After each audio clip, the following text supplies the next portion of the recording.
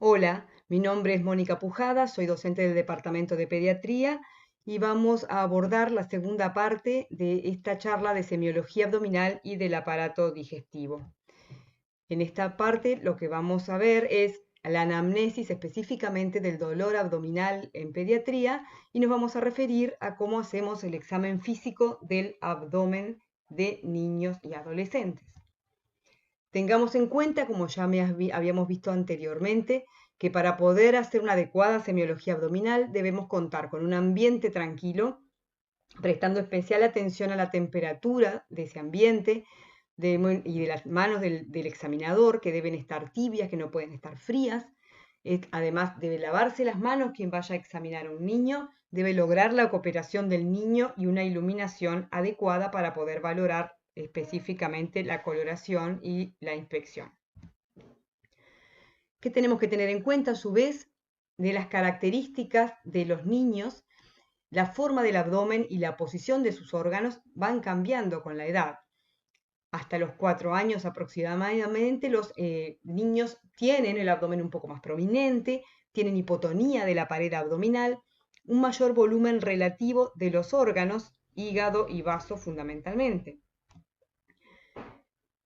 Vamos a referirnos entonces al dolor abdominal, un síntoma muy frecuente y que constituye un desafío para quien lo ve al niño, porque dentro de ese dolor puede estarse expresando desde una afección banal o una manifestación psicosomática hasta un cuadro agudo de abdomen o una afección que requiere un tratamiento inmediato.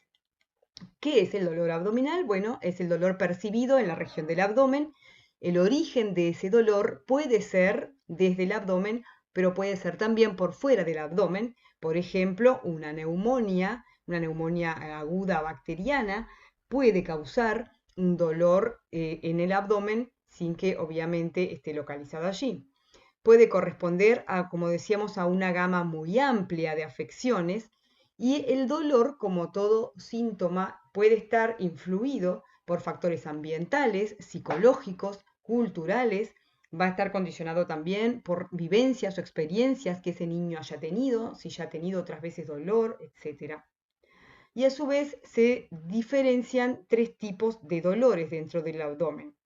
Lo que hablamos como dolor abdominal visceral es aquel dolor originado en fibras nociceptivas de la mucosa y del músculo liso de los órganos huecos, intestino, cápsula de órganos sólidos y peritoneo visceral. Por otro lado, tenemos el dolor abdominal parietal, que es aquel originado en las fibras nociceptivas del peritoneo parietal, músculos, aparato osteoarticular y la piel.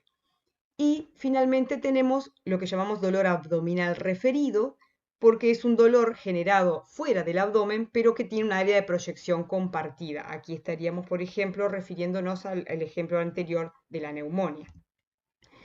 Cuando abordamos un dolor, como otros dolores, específicamente en este caso el dolor abdominal, nos vamos a circunscribir a esta sigla que será TILIEF, que nos va a guiar sobre qué aspectos interrogar de ese dolor. La A es la circunstancia de aparición, cuándo surge ese dolor, qué relación tiene, por ejemplo, con la alimentación. Hay fenómenos de estrés que lo están en su aparición, pueden estar involucrados, etc. La T se refiere al tipo, el tipo de dolor. Es un dolor que permanece como permanente, gravativo, es un dolor que da de golpe, luego alivia y luego vuelve a dar, que es el tipo cólico, o es un dolor de tipo puntada. La I se refiere a intensidad. En general, en los niños les pedimos que en una escala del 1 al 10 o las escalas de dolor que habitualmente utilizamos, como en las caritas, nos van a poder referir qué tan intenso es este dolor. La L se refiere a la localización dentro de la región abdominal. Debemos pedirle al niño, aún con lo poco específico que puede ser esto, que localice, que intente localizar dónde surge ese dolor. La segunda I se refiere a irradiación. Ese dolor queda localizado o se irradia dentro del abdomen o a otras zonas, que pueden ser el hombro, puede ser el dorso o puede ser a un dolor al miembro inferior. La E se refiere a la evolución, qué ha pasado con ese dolor desde que apareció, varió la intensidad, la evolución mejoró espontáneamente o vinculado a un tratamiento o por el contrario empeoró. Y finalmente la F se refiere a los fenómenos acompañantes a ese dolor. Se acompaña de fiebre y cuáles son las características, se acompaña de vómitos, de diarrea, de ictericia, entre otros. Vamos a pasar a abordar el tema del examen físico abdominal, con las características que ya vimos de las condiciones fundamentales que debemos tener para poder llevar a cabo el examen físico abdominal.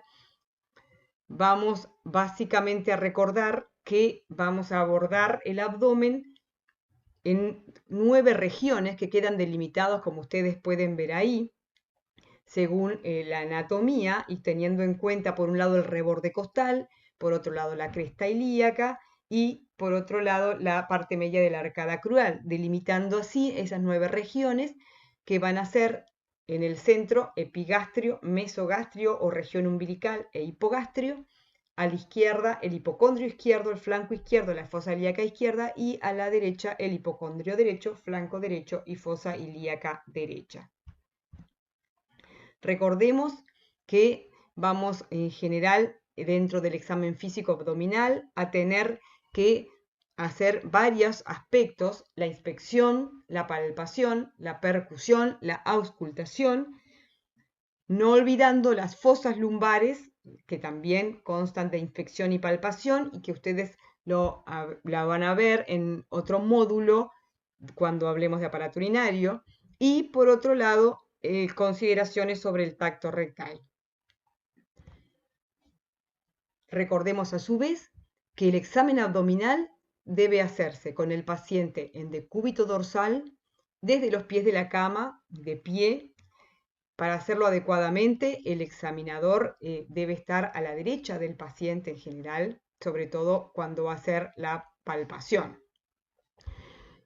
Vamos dentro de lo que es la inspección, entonces, como decíamos, ver esos dos aspectos. Por un lado, si el niño tiene, digamos, asimetrías o alteraciones que se pueden ver desde los pies de la cama. También vamos a ver la forma de ese abdomen y en general por eso también es importante examinarlo de pie.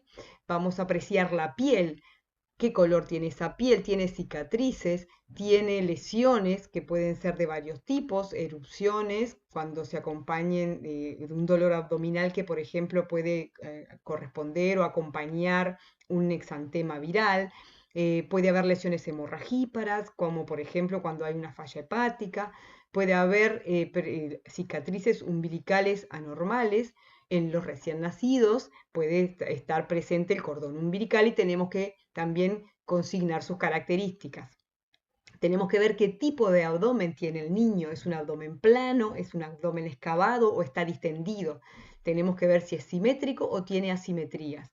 No olvidarnos de inspeccionar las zonas herniarias, inguinales, umbilicales, la zona de lo que es la línea blanca o la línea media y la diastasis de los rectos, que como ustedes ven en la imagen, consiste en como una prominencia por arriba del ombligo y que es muy frecuente en los lactantes y habitualmente se va corrigiendo en la medida que con el crecimiento, con el desarrollo del niño y cuando empieza a caminar, se endurece la pared abdominal y espontáneamente esos rectos pueden como ir corrigiendo esa diastasis. Tenemos que ver si se constata peristaltismo y cuáles son sus características. También la presencia de vello pubiano, que según las edades va a tener que constatarse si está dentro de lo normal o no. Y aunque se trate de la inspección del abdomen, también vamos a poder ver si la pared abdominal se mueve con la respiración, analizando la modalidad respiratoria. Eso en cuanto a lo que hace a la inspección estática. Tenemos también la maniobra de inspección dinámica, que consiste en pedirle al niño que hunda, se ponga flaco o distienda el abdomen, y en eso evaluamos si ese movimiento le genera un dolor espontáneo. Y también vamos a apreciar maniobras que aumenten la tensión abdominal, pidiéndole, por ejemplo, que tosa. Vamos a pasar a la palpación. recalcando siempre las condiciones adecuadas si es que queremos lograr buenos datos de nuestro examen físico, en decúbito dorsal, con las rodillas levemente flexionadas, deseablemente, como decíamos, el examinador sentado a la derecha del paciente. El niño tiene que tener el abdomen descubierto y en general clásicamente lo hacemos en sentido antihorario y yendo a región por región, pero también vamos a ir tratando de dejar, por ejemplo, la zona espontáneamente referida como de mayor dolor, dejarla para el final y comenzar a palpar la zona de menos dolor. La palpación consta de dos partes, la palpación superficial y la palpación profunda. En la palpación superficial se apoya la palma de la mano sobre el abdomen, palpando con los pulpejos y realizando movimientos de flexo-extensión suaves. Como decíamos, en general de preferencia dejamos la zona presumiblemente dolorosa para el final. Yendo a la palpación profunda, la vamos a hacer siguiendo la misma trayectoria que la palpación superficial y el objetivo fundamental de esta etapa es el reconocimiento de vísceras y en caso de visceromegalias o tumoraciones poder consignar estos aspectos que ustedes ven aquí y que los caracterizamos con la mnemotecnia Silitafor subcomoresen. Primero vamos a analizar la situación de esa tumoración, en qué parte anatómica la encontramos situada. Vamos a ver los límites, si son netos o son difusos.